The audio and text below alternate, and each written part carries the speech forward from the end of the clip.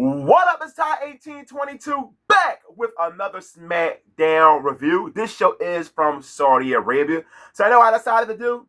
Go on watchwrestling.com instead of just waiting for 8 o'clock for Smackdown. It was a great decision by me. It really flew by because the commercials was cut out. I'm recording this video at 6:17. I expect the video to be up once the show is off the air. I'm so happy Smackdown is having their last 3-hour show of this year. I do not want SmackDown to return ever to a 3-hour format ever again, USA Network. So we kick things off with Cody Rhodes and Randy Orton. This is the final segment between these two. They have a match tomorrow night at 9 of Champions in the finals of the King of the Ring tournament. But technical difficulties, so this did not air. Once it came back on, it got to the first match. Live television, it does happen. It just sucks that it was Cody Rhodes and Randy Orton. JC Mateo versus Jimmy Uso. This match was a whole lot of nothing. JC gets the victory on Jimmy Uso. And I'm not sure what the hell Jimmy Uso going to do as a single player in the W, because I'm not liking what's going on with him. I understand it's family business, so of course they're trying to do something with him being with Solo again, but he did not accept it. Jacob Fatu came out there to attack JC and Solo. Jimmy Uso made sure Solo did not get his hands on the U.S. champion. I hope when Jey Uso gets drafted back to SmackDown, which I expect, it's time to put the Usos back together. Jay, he done wonderful as a singles guy. But Jimmy, he is Jamarty Jannetty of this tag team. I'm a fan of Big Jim, but his single run been very disappointing. Julia versus Selena Vega for the Women's United States Championship. This was an okay match. The crowd were behind Julia in this match. And we have a new Women's U.S. Champion, Julia. But I got to give Selena Vega some credit in the match.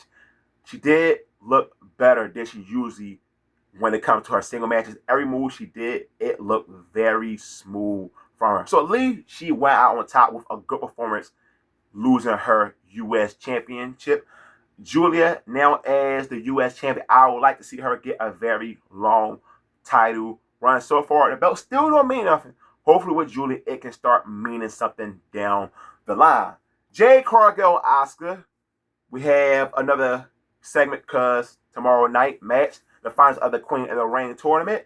And I really did not like this segment at all. I love me some Naomi. I understand why Naomi was out there because Naomi and Jade Cargill history. But it would make more sense if it was after Jade winning, because I expect Jade to defeat Asuka and the crowd were more behind Asuka. If this was Jade Cargill, Tiffany Stratton match at SummerSlam, Naomi comes out talking about the possibility of cashing, that makes more sense. But this whole segment should have been all about Asuka and Jade Cargill match tomorrow night. It did not need Naomi. Naomi did get heel heat in this segment, but she did not need to be in this segment. DIY takes on Andrade and Rey Fenix. When you have a 3-hour format, this is how you feel out that time. This was the match of the night. It reminded me of the black and gold NXT era. You got Johnny Wrestling chants. I can't remember the last time I heard a W crowd chanted Johnny Wrestling. Andrade and Rey Fenix get the victory. R-Truth still wants John Cena. And I'm so happy that last match was not for the World Championship, because I hope I'm going to get what I want. But Aleister Black gave R-Truth the black mask because he interrupted him for the second time. Now, it's not a heel turn. A lot of people would probably say, hold up, the Aleister Black turn heel on Truth because both are baby faces? No, R-Truth and Aleister Black will have a program. Something I never thought about. I'm not really sure. Will I be invested in that program? I got to see how things going to play out between those two. I hope Aleister Black gains some momentum down the line. The word is he is in for a big push, but how far of a push Trey is willing to give Aleister Black? The Y6 take on the Street Profits for the W Championship. Oh, whew. The Wyatt Six take on the Street Profits for the WWE Tag Team Championships. This match ended in no spoiler. In case you had other tag teams who were outside the ring, because the Wyatt Six been attacking them for the last couple of weeks. But the post-match stuff was much more entertaining than the tag team match. I'm not sure what they're going to do with this tag team division. We already had a TLC match the night before WrestleMania, so I'm not sure what they're going to do next involving all these tag teams. It got to be a gimmick match. I'm just not sure what type of gimmick match they are going to do. But you know, I would like to see W get back to the cinematic stuff with the Wyatt. Do something like that, like a broken Matt Hardy version of the Wyatt Six with all their tag teams not inside a W arena. Have them somewhere like some type of warehouse, just whatever. I want something like that. I need something very creative from the W with the Wyatt Six. I don't want to see a regular tag match or just any other gimmick match involving all these tag teams. Do something very creative that we have not seen in a very long time. Tiffany Stratton versus Nia Jax Women's Championship match. This is a last woman standing match. This match, I was disappointed because it felt too safe. You know, these two ladies been feuding for a while on Smackdown, and you did not feel the heat in this segment. Once again, we see Naomi. She tried to cash in, but she never got opportunity to do it. But Tiffany Stratton was able to defeat Nia Jax, and I'm happy this feud is finally over. I love Nia Jax. I love the improvement she's shown in W, but man, this feud really burned me out. Usually matches like this always be entertaining. So I hope Rhea Ripley and Raquel Rodriguez showed these ladies how you do it.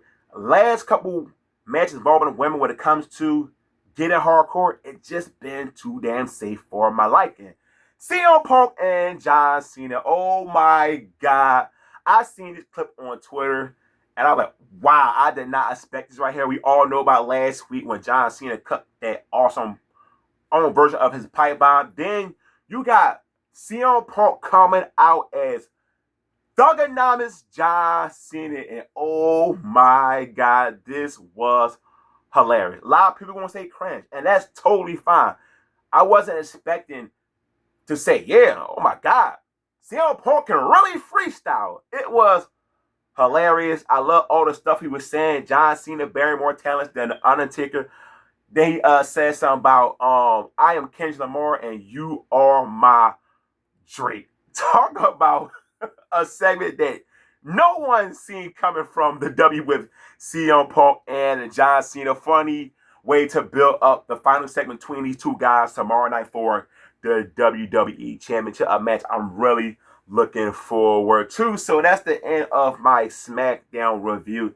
This was the typical Smackdown show from you. It was an average show at best, but now they are back to 2 hours. The show should be a lot more better with less stuff on the show now being a 2-hour show. So if you watch Smackdown, give me your thoughts on the show. I will reply back to everybody in the comment section per usual. Hit the like button on this video. As always, don't forget, hit the subscribe button. I'm out. Peace.